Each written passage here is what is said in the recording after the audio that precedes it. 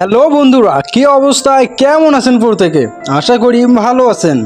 আপনি কি জানেন সম্প্রতি গুগল তাদের আরও একটি স্মার্টফোন লঞ্চ করতে চলেছে?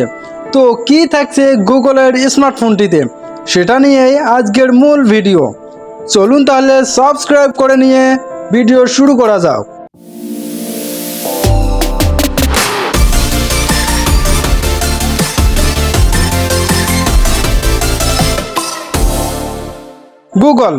গুগলকে আমরা কেই বানাসিনি, যা একটি বিশ্ববিখ্যাত কোম্পানি। কিন্তু গুগল সামনে একটি স্মার্টফোন লঞ্চ করতে চলেছে যার নাম গুগল পিক্সেল 8 প্রো, যাতে থাকছে ক্যামেরা, প্রসেসর ও অন্যান্য সব মারাত্মক ফিচার। চলুন তাহলে শুরু করা যাক। নাম্বার ওয়ানে থাকছে ফোনটির রেয়ার ক্যামেরা, যাতে ট্রিপল ক্যামেরা ব্যবহৃত হচ্ছে এবং এর মেন ক্যামেরায় থাকছে 15 মেগাপিক্সেল এবং সাথে গ্যাজেট হিসেবে থাকছে 48 প্লাস 64 মেগাপিক্সেল এবং এর ফ্রন্ট ক্যামেরায় ব্যবহৃত হচ্ছে 10.8 মেগাপিক্সেল, যা থাকছে 4K পর্যন্ত রেজলিউশন এবং এই ক্যামেরাটা ব্যবহৃত হচ্ছে আন্ডার ডিসপ্লে অর্থাৎ পাঞ্চ হোল ডিসপ্লের ক্যামেরা। নাম্বার টুতে থাকছে এর প্রসেসর। গুগল পিক্সেল 8 প্রো এর প্রসেসরে ব্যবহার হচ্ছে গুগল টেসর 4 ন্যানোমিটার, যা রান করতেছে 9 কোর গিগাহার্টজে। অন্যান্য ফোনে অক্টা কোর থাকলেও এখানে ব্যবহার হচ্ছে 9 কোর 3 গিগাহার্টজ। আবার এর র্যামে থাকছে 12 জিবি পর্যন্ত। এর অপারেটিং সিস্টেমে থাকছে অ্যান্ড্রয়েড 14 পর্যন্ত।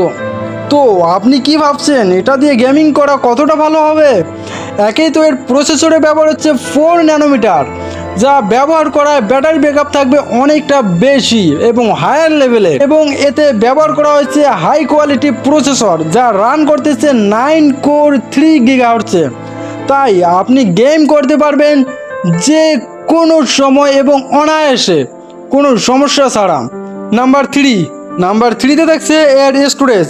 গুগল পিক্সেল 8 প্রো এর স্টোরেজে ব্যবহার হচ্ছে 128 জিবি, 256 জিবি ও 512 জিবি পর্যন্ত 3টি ভেরিয়েন্ট রয়েছে। আপনার প্রয়োজন অনুযায়ী এটা নিয়ে নেবেন, কারণ এতে থাকছে না এইচডি সাপোর্ট, তাই আপনি চাইলেই পারবেন না এক্সট্রা এইচডি কার্ড ইনস্টল করতে।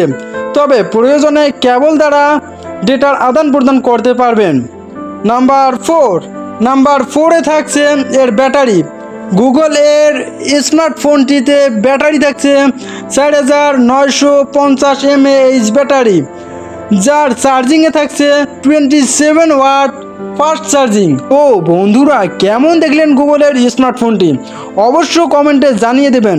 আর হ্যাঁ, যারা এখনও সাবস্ক্রাইব করেনি অবশ্যই সাবস্ক্রাইব করে দিয়ে বেল বাটনটি অন রাখবেন, যাতে নতুন কোনো ভিডিও আপলোড দেওয়া মাত্রই আপনার কাছে পৌঁছে যায়। তো ঠিক আছে, দেখা হচ্ছে নতুন কোনো ভিডিওতে, নতুন কোনো ভিডিও নিয়ে। সে পর্যন্ত সকলে ভালো থাকবেন, সুস্থ থাকবেন।